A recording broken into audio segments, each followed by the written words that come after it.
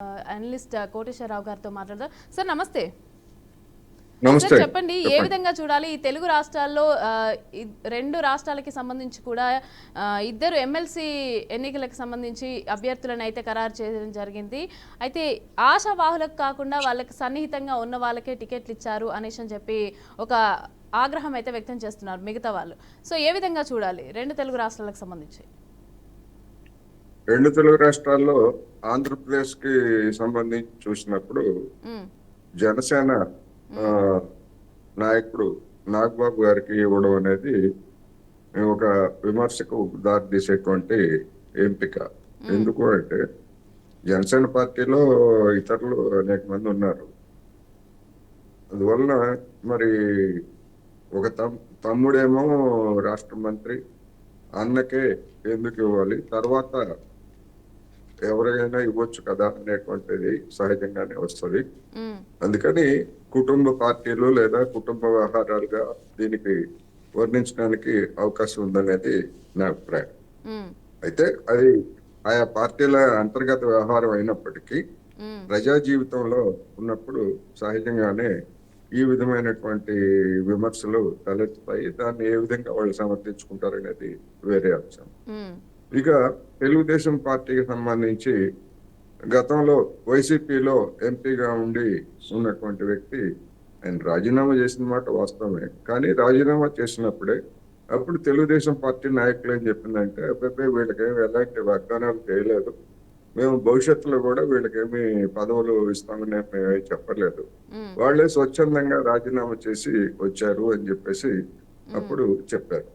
కానీ మళ్ళా అదే పేద రవిచంద్రకి ఇప్పుడు ఎమ్మెల్సీ సీట్ ఇవ్వడం అని అంటే డెఫినెట్ గా ఒప్పందం కుదిరింది. రాజ్యసభ సభ్యత్వాన్ని వేరే వాళ్ళకి ఇచ్చారు, దీనిలో భాగంగా ఇచ్చారనేటువంటిది ఒకటి. అందువలన పార్టీ ఫిరాయింపుదారులని, అందులోనూ నిత్యం దుమ్మెత్తి పోసేటువంటి వైసీపీకి నుంచి వచ్చినటువంటి వాళ్ళని ఇవ్వడం అనేది సహజంగానే అది కొంతమేరకైనా కానీ తెలుగుదేశం కార్యకర్తల్లో కూడా అంటే ఆశించినటువంటి వాళ్ళు, అంటే కొంతమంది ఎక్కడ అధికారం ఉంటే అక్కడికి వెళ్ళిపోయి మళ్ళా ఎక్కడ అధికారం ఉంటే అక్కడికి పార్టీలు ఫిరాయించడం అనేటువంటిది ఇది ఒక సూచికగా డెఫినెట్ గా కనిపిస్తా ఉంది. నా అభిప్రాయం కూడా అదే. అందువలన బీదా రవిచంద్ర గాని లేదా ఆ విధంగా రాజీనామా చేసి వచ్చినటువంటి వాళ్ళందరికీ ఏదో ఒక విధమైనటువంటి పునరావాసం కల్పించడానికి ముందుగానే ఒప్పందం జరిగింది. రెండోది, ఆయనేమి సామాన్యుడైనటువంటి వ్యక్తి కాదు, బాగా డబ్బు ఉన్నటువంటి పారిశ్రామిక వాణిజ్యవేత్త అని చెప్తున్నారు. అందుకని ఇవన్నీ కూడా కొంత విమర్శకు దారితీసేటువంటి అవకాశాలు ఉన్నాయి. సరే, మూడో ఆమె ఒక దళిత సామాజిక తరగతికి చెందినటువంటి మహిళ, ఆమె ఎంపిక ఏమిటి అనేటువంటి చూసినప్పుడు అది పెద్ద వివాదం అని నేను అనుకోవట్లేదు. ఎవరో ఒకళ్ళకి ఇవ్వాలి కనుక, అందులోనూ ఉత్తరాంధ్ర ప్రాంతంలో ఉన్నటువంటి సామాజిక పరిస్థితులు లేకపోతే ఇవి కారణంగా ఆమెకు ఇచ్చారనేది నా అభిప్రాయం. ఇక తెలంగాణ విషయానికి వస్తే విజయశాంతి ఎంపిక అనేటువంటిది నిజంగానే ఒక అనూహ్యమైనటువంటి ఎంపికగా భావించవచ్చు. అయితే మరి ఆమె సామాజిక తరగతి ఏమిటో నాకైతే తెలియదు. నేను బహుశా కాపు సామాజిక తరగతి అనుకుంటున్నాను. ఎందుకంటే ఆమె ఎంపిక ఇప్పుడు కాపు సామాజిక తరగతికి చెందినటువంటి వాళ్ళు ఈ రాష్ట్రంలో కాంగ్రెస్ మీద అసంతృప్తితో ఉన్నారనేటువంటిది ఇటీవల జరిగినటువంటి కొన్ని సమావేశాలు, కొన్ని పరిణామాలు ఇవన్నీ కూడా మనకు తెలిసిందే. అందుకని దాన్ని పూడ్చుకోవడానికి, రెండోది మహిళ కనుక మహిళా కోటా కింద రెండు, అంటే ఒకే దెబ్బకు రెండు పిట్టలు అన్నట్టుగా రెండు ప్రయోజనాలని నెరవేర్చుకోవడానికి బహుశా ఆమెను ఎంపిక చేసి ఉంటారు. ఒకటి, అంతేకాకుండా ఆమెకున్నటువంటి ఇమేజ్ ఒక సెలబ్రిటీగా ఇప్పుడు బీజేపీ నాయకులుగా ఉన్నటువంటి వాళ్ళు కానీ లేదా బిఆర్ఎస్ నాయకులుగా ఉన్నటువంటి వాళ్ళు కానీ ఆ సామాజిక తరగతుల నుంచి ఉన్న నాయకులుగా ఉన్నటువంటి వాళ్ళకి కౌంటర్ గా ఆమె మాట్లాడటానికి కూడా అది కూడా ఉపయోగపడుతుంది. అంటే మూడు ప్రయోజనాలు దీనిలో ఉన్నట్టుగా కనిపిస్తున్నాయి. ఇక మిగిలినటువంటి ఇద్దరు విషయంలో అద్దంకి దయాకర్ గారిని ముందు నుంచే ఆయనకి వాగ్దానం చేశారు. గత ఎన్నికల్లో ఆయన అసెంబ్లీ ఎన్నికల్లో సీటు ఇవ్వలేదు, ఆ మేరకు ఇచ్చినట్టుగా స్పష్టంగా కనిపిస్తా ఉంది.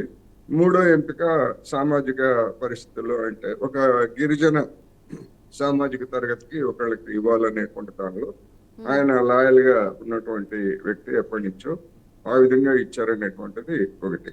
4వ సీటు సిపిఐకి. ఇక్కడ దాసోజు శ్రవణ్ని బీఆర్ఎస్ చేసింది. ఇక్కడ తెలంగాణ ఎన్నికల్లో నాకు అనిపించినటువంటి ట్విస్ట్ ఏమిటంటే బీఆర్ఎస్ పార్టీ 2 సీట్లకి పోటీ చేస్తామన్నట్టుగా లీకులు వదిలేరు.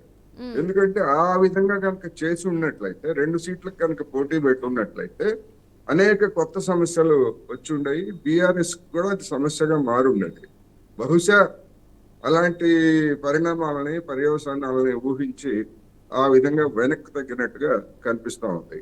అందువల్ల ఇప్పుడు జరగబోయేది ఏంటంటే ఈ ఫిరాయింపు ఎమ్మెల్యేలు అనేటువంటిది తక్షణమే ఒకవేళ వాళ్ళు 2 సీట్లకు పోటీ చేస్తుంటే విప్ జారీ చేస్తుండేవాళ్ళు, విప్ జారీ చేస్తే ధిక్కరిస్తే ఇట్లా అనేకమైనటువంటి ఊహాజనితమైనటువంటి ప్రశ్నలు తలెత్తిన నేపథ్యంలో వాళ్ళకు కూడా ఇబ్బందిగా మారుతుందా అనేటువంటి కారణంతో 1 సీటుకే పరిమితం అయ్యారనేది నా